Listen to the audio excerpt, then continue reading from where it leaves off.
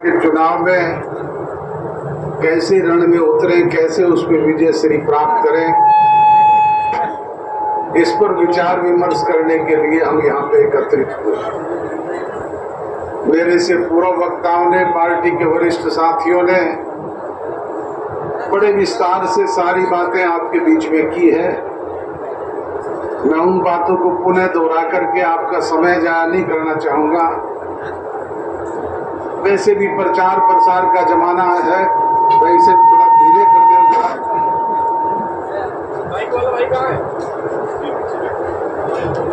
आप लोग रोजाना रेडियो, टेलीविजन, अखबार और दूसरे प्रचार साधनों के जरिए पढ़ते, सुनते और देखते भी हो, और उनसे भी तेज चलने वाली चीज आजकल ये सोशल मीडिया है, जिससे सारी पल पल की जानकारी इस मोबाइल के थ्रू हमसे भी पहले आप तक पहुंचती है। ये हरेक के हाथ में है, हरेक की जेब में है।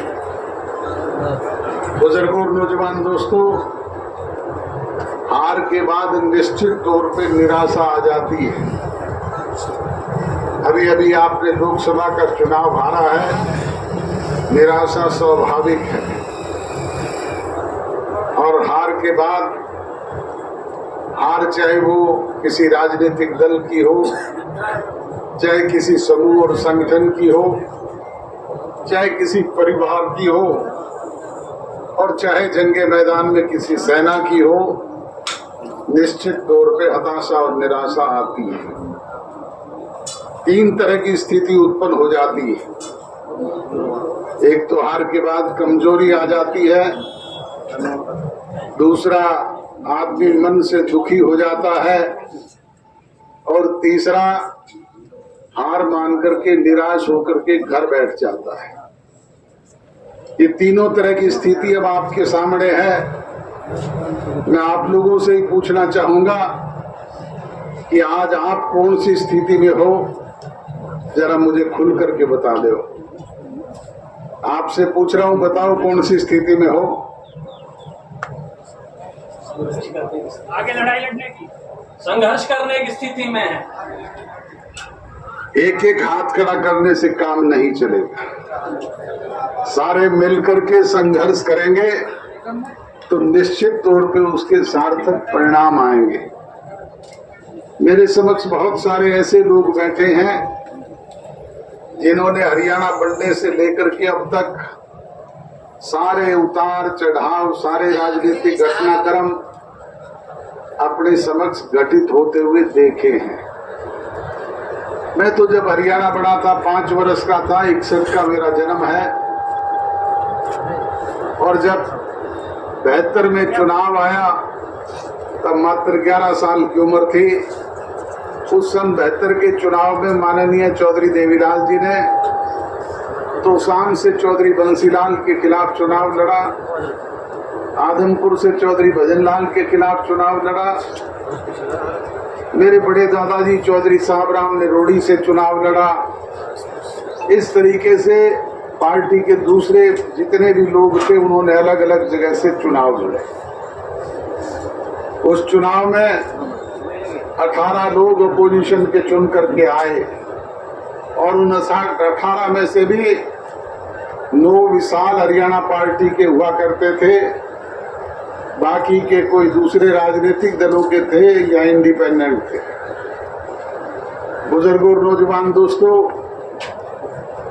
हमारा तो पूरी तौर पे सुपड़ा साफ हो गया था। स्थिति बद से बदतर थी। आज तो फिर भी आप सैकड़ों लोग हमारे सामने बैठे हैं, हर तरह की सुविधा है, साधन है, सुख है, व्यवस्था है। उस वक्त तो कुछ भी नहीं था। और जिस तरीके से आज चुनाव के बाद राज्यसभा का चुनाव आया हुआ है ना, इसी तरीके से उस वक्त भी राज्यसभा का चुनाव आ गया था। वो 18 अपोजिशन के एमएलए एकत्रित होकर के चौधरी देवीलाल से हरियाणा भवन दिल्ली में जाकर के मिले और उनसे कहा कि चौधरी साहब, आप राज्यसभा का चुनाव लड़ रहे हो, हमारी हार उतर जाएगी, और आप प्रदेश का नेतृत्व करने के लिए राज्यसभा में चले जाओगे।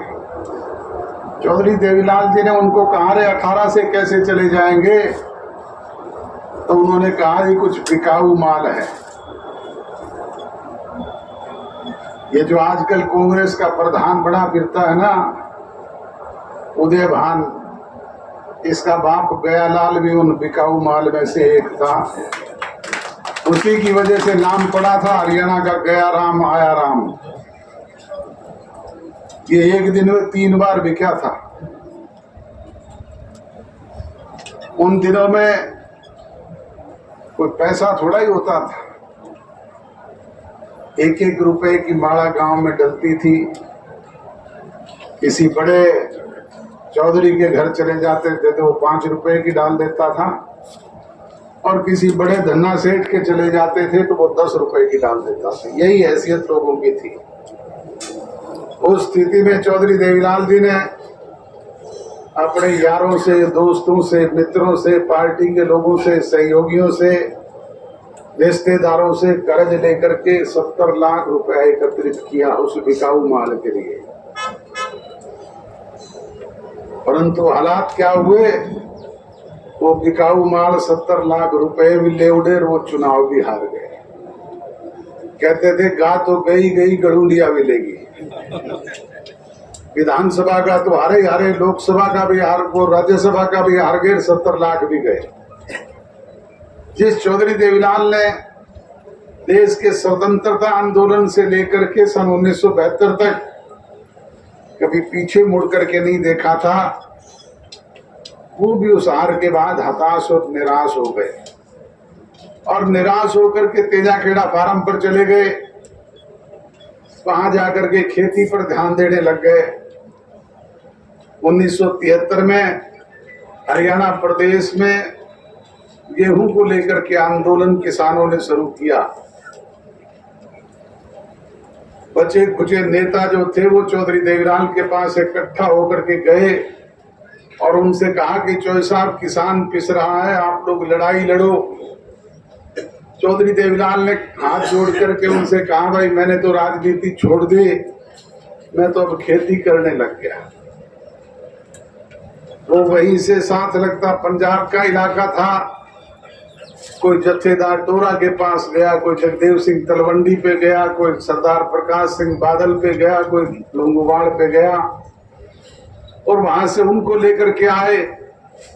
आकर के चौधरी देवीलाल जी से कहा कि चौधरी, लड़ाई तो लड़नी पड़ेगी, लड़ाई बिना कभी कम चलेगा। चौधरी देवीलाल ने फिर हाथ जोड़ दिए, कहा भाई मेरी तो सरदारनी है, तुम भी हिम्मत करो। वो वहां से इकट्ठा होकर के साथ लगता उत्तर प्रदेश का इलाका था, जहां चौधरी चरण सिंह के नाम से भारतीय क्रांति दल नाम की एक पार्टी होती थी।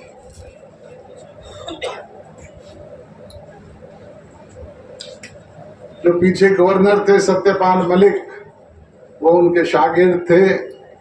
कई और किसान नेता थे। उन्होंने एकत्रित होकर के चौधरी देवीलाल से हरियाणा भवन दिल्ली में मुलाकात की और उनसे कहा कि चौधरी साहब, लड़ाई के बिना काम कैसे चलेगा, लड़ाई तो मिलकर के लड़नी पड़ेगी।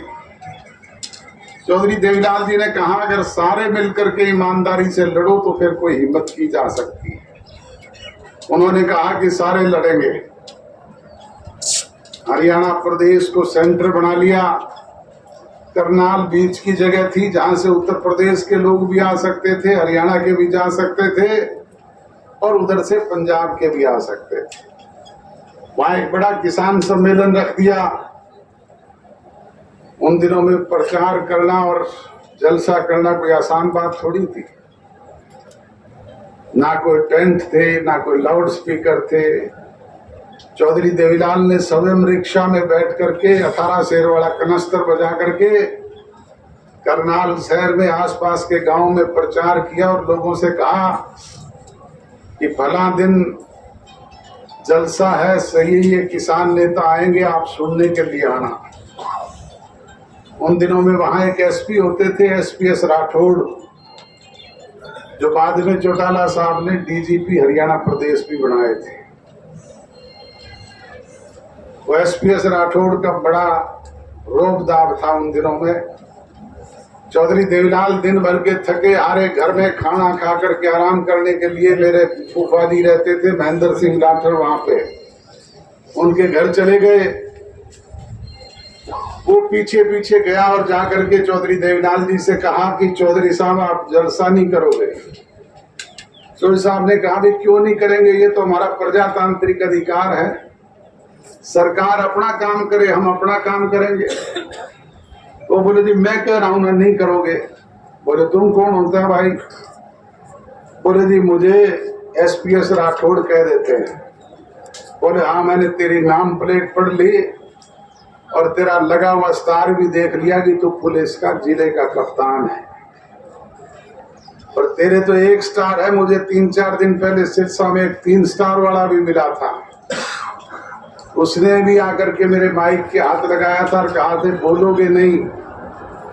मैंने कहा क्यों नहीं बोलूंगा? बोले सरकार के आदेश में। बोले 10 फुट ऊंची स्टेज थी, थप्पड़ मारा, चक्कर खा के नीचे जाके गिरा, लोगों ने पानी के छींटे दे करके उठाया। उससे पूछा उसे क्या कहते हैं, और कल जलसा करूंगा, उस जलसे में आ जाना, तुझे भी बता दूंगा कि तुझे क्या कहते हैं। जाना किसने था? और वर्कर में जान आ गई, हौसला हो गया। बड़ा जलसा हुआ करनाल में। जैसे ही वर्कर में जान आई, उधर से रोड़ी का बाई इलेक्शन आ गया 1974 में। चौधरी देवीलाल ने हिम्मत करके वो रोड़ी का बाई इलेक्शन लड़ा, 16,500-18 हजार वोटों से जीते, और जैसे ही चुनाव जीते वर्कर में और जान आ गए। वर्कर में जान आई, उधर से इमरजेंसी लागू हो गई 75 में, सारे नेताओं को जेलों में ठोक दिया। नेता जेलों में चले गए, कार्यकर्ता बिलों में घुस गए। ना कोई पढ़ने वाला था, ना लिखने वाला था, ना कोई छापने वाला था, ना कोई दिखाने वाला था। उन दिनों में इंदिरा गांधी का एक वजीर होता था बरुआ, उसने एक नारा दिया, Indira is India, India is Indira. जैसे ये नारा उसने लगाया, इंदिरा गांधी का दिमाग खराब हो गया। उसने सोचा बाकी तो कुछ बचा ही नहीं, इंदिरा ही बची है। उसने चुनाव घोषित कर दिए। चुनाव तो घोषित हो गए, पर लड़े कौन? ना कोई राजनीतिक संगठन था, नेता तो जेलों से आए थे, कार्यकर्ता बिलों से निकले थे, ना किसी के पास पैसा धेला था। 34 दिन पहले कहीं की ईंट कहीं का रोड़ा, भानुमती का कुंबा जोड़ा, जनता पार्टी का गठन हुआ। मेरे जैसे 10-10, 11 साल के जो बच्चे थे, जिनको राजनीति की एबीसी का भी नहीं पता था, वो भी गली गली में झंडा लेकर के निकल लिए, जनता पार्टी जिंदाबाद, जनता पार्टी जिंदाबाद। मोहर कहाँ लगाओगे? हल्दर के निशान पे। क्यों यही नारे लगते थे ना। 37वें दिन चुनाव परिणाम घोषित हुए। उन दिनों में ये मोबाइल नहीं होते थे, ना ही टेलीविजन थे। संचार के 2 ही साधन थे, या तो अखबार या रेडियो। सुबह सुबह लोगों ने रेडियो ऑन किया तो उस पर एक धुन बज रही थी, सवेरे वाली गाड़ी से चले जाएंगे। कहीं से इंदिरा गई, कहीं से सोनिया गई, कहीं से बंसीलाल गए, कहीं से बरुआ गए, कहीं से नारायण दत्त तिवारी गए, कहीं से शुक्ला गए। चोपड़ा साफ हो गया, जनता पार्टी की सरकार बनी। ये दुष्यंत तो 100 दिन की बात कर रहा था, बदलाव कितने दिन में आया? 37 दिन में। हालात बदलते हुए देर नहीं लगती, परिस्थितियां कब करवट ले ले ये पता नहीं है। प्रजातंत्र में ये फैसला जनता जनार्दन करती है। कुछ दिन पहले जब टेलीविजन खोलते थे तो एक आदमी छाती पे उंगली मार के ये कहता था, मोदी की गारंटी 400 पार। कहाँ गई वो कारणगीर, कहाँ गए 400 पार, 240 से भी नीचे रह गए।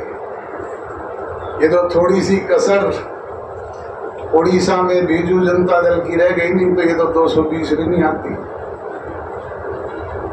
बुजुर्गों और नौजवान दोस्तों, ये तो छाती ठोक के कहता था, इंदिरा गांधी की मृत्यु के बाद राजीव गांधी ने 404 सीट लेकर के इस देश में हुकूमत बनाई थी ना। उस वक्त भी सुपड़ा साफ हो गया था, अपोजिशन नाम की चीज ही नहीं बची थी। चौधरी देवीलाल भी हारे थे, चौटाला साहब भी हारे, 10 की 10 सीटें हम हारे। परिस्थितियां इसी तरह से बद से बदतर थी। आपके सामने चुनाव के बाद मुझे चौटाला साहब ने कहा कि अरे भाई धन्यवादी दौरा लोगों का करें, गाड़ियों की मुरम्मत कराओ। उन दिनों में ये ऐसी बड़ी गाड़ियां नहीं थी, टूटी फूटी दो गाड़ियां वो डिस्पोजल की होते थे। मैं हिसार में एक फौजी मिस्त्री था, उसके पास उन गाड़ियों को लेकर के गया और उनको कहा भाई ये ठीक कर दे, हमने धन्यवादी दौरा करना है। वहां पर पहले से भजनलाल के 8-10 समर्थक बैठे हुए थे। मुझे देख करके मजाक करने लग गए कि अब चौधरी देवीलाल सड़कों पे कागज बेशक चुगले, वोट तो कोई बचा नहीं है। मुझे गुस्सा भी आए, पर वो 10 थे, मैं अकेला था, बोलूं तो भी जूत और खा के आता। मैं मन में गांठ बांध करके वापिस आ गया। 1985 में चौधरी देवीलाल जी ने मैम विधानसभा क्षेत्र से इस्तीफा दे करके पुनः चुनाव लड़ने की घोषणा कर दी। डॉक्टर मंगल सेन से रोहतक से इस्तीफा दिलवा दिया। 2 चुनाव हुए, चौधरी देवीलाल फिर 16,500 वोटों से जीते और डॉक्टर मंगल सेन थोड़े से वोटों से हार गए। जैसे चुनाव जीते वर्कर में फिर जान आ गई। उधर से भजनलाल मुख्यमंत्री थे, उसने राजीव गांधी से कह करके राजीव लोंगोवाल समझौता लागू करवा दिया। जैसे राजीव लोंगोवाल समझौता लागू हुआ, चौधरी देवीलाल को एक इशू मिल गया और उन्होंने कहा कि हम इसका विरोध करेंगे, इसे लागू नहीं करने देंगे। हिसार से न्याय युद्ध के नाम से पद यात्रा शुरू कर दी। चले तब 20 लोग साथ थे, कारवां जुड़ता गया, दिल्ली तक पहुंचते पहुंचते लाखों का हजूम उमड़ गया। उस न्याय युद्ध के आंदोलन ने करवट ले 1987 आते आते क्या हालात हुए आप मुझसे ज्यादा बेहतर जानते हो। क्या हालात रहे थे सन 1987 में? 4 कंधा देने वाले, 1 चश्मा रोने वाली 5 बचे थे। 85 सीट चौधरी देवीलाल जी ने जीती। हालात बदलते देर लगी क्या? 89 के चुनाव आ गए। आज की तरह ही अपोजिशन बिखरा हुआ था। चौधरी देवीलाल ने सबको कहा भी अगर सिर तो जोड़ो तो कोई बात बन सकती है। उन्होंने चौधरी देवीलाल जी की जिम्मेवारी लगा दी कि चौधरी साहब आप हिम्मत करो तो बात बन सकती है। चौधरी साहब ने आपके पड़ोस में सूरजकुंड में जनता दल के गठन की घोषणा कर दी। वहां सभी अपोजिशन के लोगों को बुलाया। विश्वनाथ प्रताप सिंह उस वक्त कांग्रेस में थे, वो भी उस मीटिंग में आए। वो फोर्स का मुद्दा था, जनता दल का गठन हो गया। जैसे ही जनता दल का गठन हुआ, अगले दिन टाइम्स ऑफ इंडिया अखबार इस देश का प्रमुख अंग्रेजी अखबार है, जिसमें आर के लक्ष्मण के कार्टून छपते थे। फ्रंट पेज पे कार्टून छपा कि चौधरी देवीलाल तराजू में मेंढक तोल रहे हैं। चौधरी देवीलाल ने अगले दिन प्रेस क्लब ऑफ इंडिया में प्रेस कॉन्फ्रेंस करके प्रेस के सामने कहा कि भाई मुझे तराजू में मेंढक तोलने भी आते हैं और मुझे शेर और बकरी को एक घाट पे पानी पिलाना भी आता है। आपको याद होगा जनता दल की गवर्नमेंट बनी, और उस गवर्नमेंट में कम्युनिस्ट पार्टी मार्क्सवादी भी थी, कम्युनिस्ट पार्टी ऑफ इंडिया भी थी और ये भारतीय जनता पार्टी भी थी। सबने मिलकर के सरकार बनाई। शेर और बकरी ने एक घाट पे पानी पिया कि नहीं पिया? तो परिस्थितियां बदली कि नहीं बदली? तो बुजुर्गों और नौजवान दोस्तों, पर इसके लिए हिम्मत करनी पड़ेगी। कहते हैं ना, हिम्मते मर्द मर्दे खुदा। अगर आप लोग हिम्मत करोगे तो निश्चित तौर पे बदलाव आएगा। कोई भी ताकत उसे रोक नहीं पाएगी। खुल जाएंगे सभी रास्ते, तो रुकावट से लड़ तो सही, सब होगा हासिल। तुम अपनी जिद पे अड़ तो सही, तुम अपनी जिद पर अड़ के आगे चलो। ये मेवात की धरती तो वो धरती है जिसने चौधरी देवीलाल को ये तीनों की तीनों सीटें सदैव देने का काम किया और कोई बाई इलेक्शन आया तो भी भारी बहुमत से जिताया। तुम्हारी हिम्मत से काम चलेगा। बुजुर्गों और नौजवान दोस्तों, जो पार्टी में कल थे कुछ लोग हमारे साथ, वो आज नहीं है, और जो आज साथ है हो सकता है उनमें से कल कुछ साथ ना हो। साथ रहने ना रहने का ये सिलसिला यूं ही चलता रहेगा। ये पार्टी यूं ही आगे बढ़ती रहेगी, चौधरी देवीलाल की नीतियों को बढ़ाती रहेगी। हरियाणा प्रदेश बनने से लेकर के अब तक अनेक राजनीतिक दल हरियाणा प्रदेश में बने।